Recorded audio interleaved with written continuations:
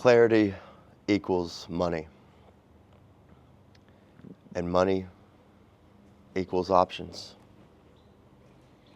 Options equal freedom.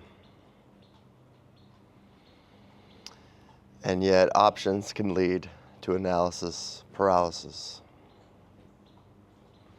I love Sundays. I used to spend my Sundays quite a different way.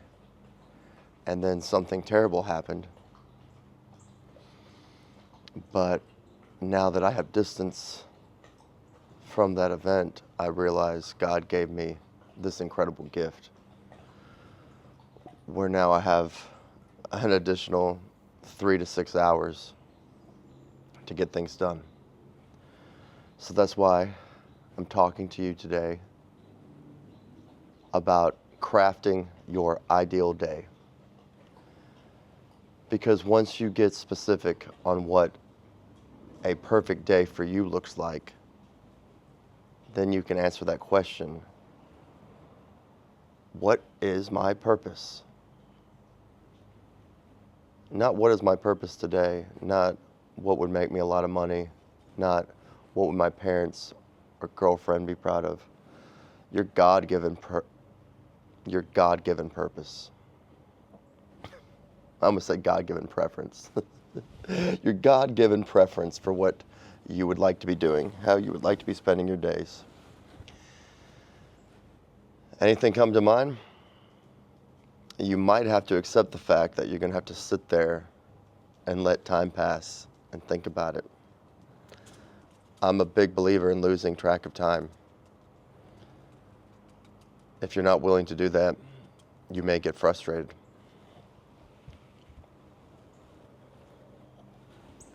Patience.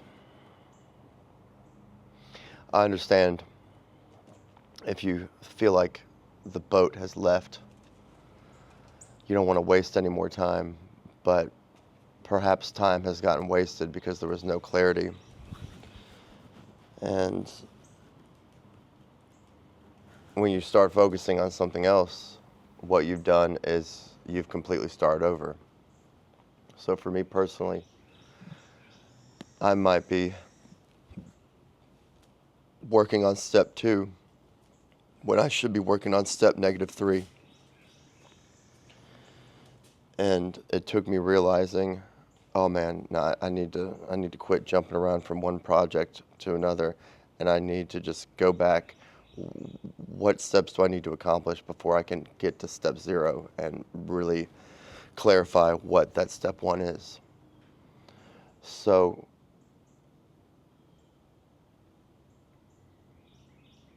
I was seeking clarity, because sometimes it can't be as easy as looking at our childhood and pinpointing, what was I always really good at? Where did my curiosity take me? Where did my attention bring me? And you could stop this video right now and with pen and paper, reflect on what you were doing as a child, what your innate gifts and skills were. And I bet you if you just committed to spending the next hour to that, you would get a lot of clarity on what your God-given purpose is. But for me, that wasn't necessarily enough. I had to complicate it. When I was a child, people always told me, you know exactly what you want to do. And yet, I didn't necessarily do it. You see, I was a teenager, not even 18 yet, and I was directing short films, shooting music videos. I mean, there was no reason not to. I could do anything I wanted. And dangerously enough, once I was old enough to drive, and then college is right around the corner,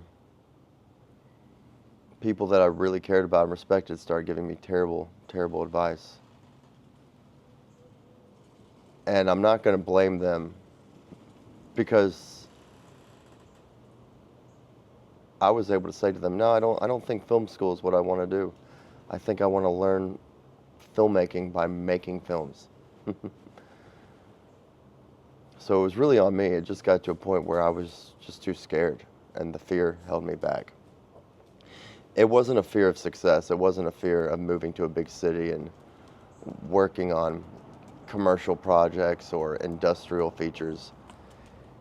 It was actually a fear of what if this is the wrong thing? So it was like a fear of commitment,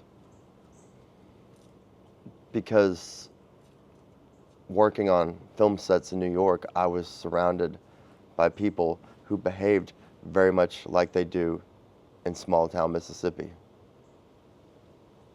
People would go to work, they would do a good enough job, and then they'd go home to their apartments. Again, whether it's Brooklyn or Starkville, Mississippi, and they smoke grass and watch Comedy Central. So I think that's what planted some seeds of doubt. I was very afraid that I'd move to a city and work in film, but my life would still be exactly the same way. I didn't want to be some cinematographer with a script and dreams of directing, because I was like, dude, I'm already doing that in Mississippi. And there's a lot to be said about being a big fish in a little pond. But do you really want to be the smartest person in the room? There's a part of my soul that wants to jump into that deep abyss and just get lost in it. But that's terrifying.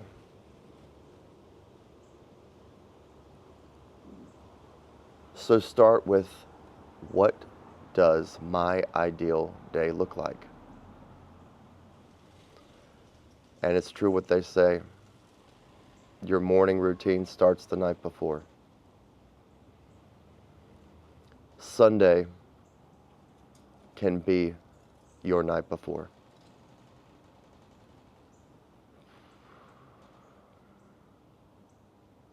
And you don't have to get crazy with it. You don't have to plan out your whole week.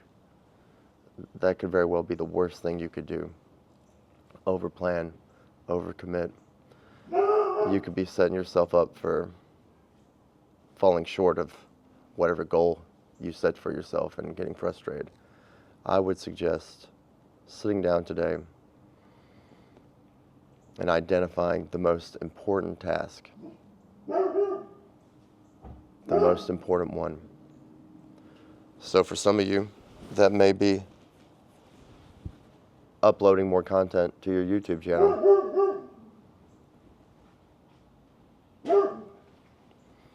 I give you permission. If there's some gold nugget in this video, take it. Talk about it in your video. You only have to talk about one thing. My biggest challenge when I make these videos for y'all is I want to talk about so much stuff, and I have to be like, dude, just talk about one thing in each video.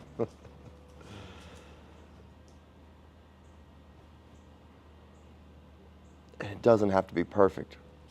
You could spend 30 minutes today writing down, all right, when I was a kid, I really liked to fish. I really liked to get in those ditches behind my neighborhood and pull crawdads out.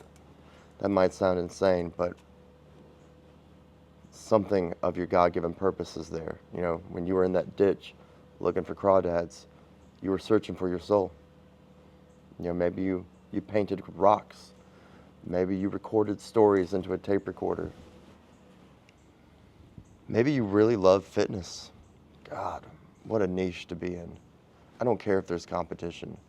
Nobody's you. If there's competition, that's great. It means it's a thriving market. And then you're you. So the people who relate to you will come to you for your fitness advice.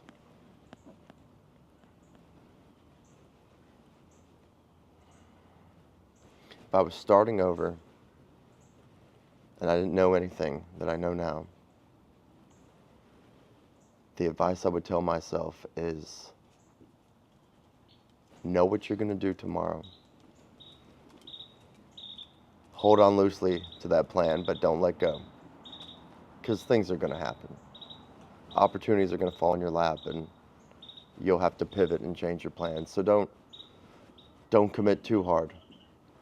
I'm a big fan of blocking out time to get things done, but not being fixated on exactly what needs to happen.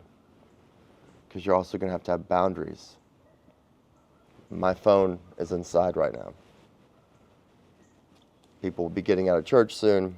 Hey, you want to go to brunch? Hey, it's Miles' birthday. You want to come grill? So you got to put the phone away during certain times, when you're doing your deep work or your deliberate practice. So what I would do if I was you is I would take advantage of this Sunday and make a plan for tomorrow.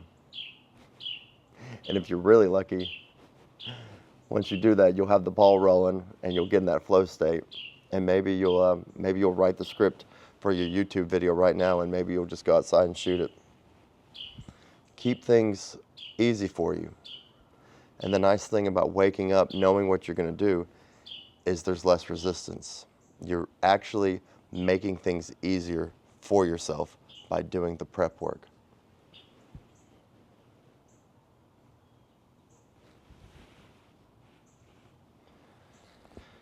And you might have to spend some money, man. You just might have to spend some money to change your life. Know what you like. I love good black coffee. If I don't have that, then I've already hijacked my morning. I'm going to go to Starbucks and get an Americano. Now I've already gone out into the world. That's just as bad as opening up Facebook first thing in the morning.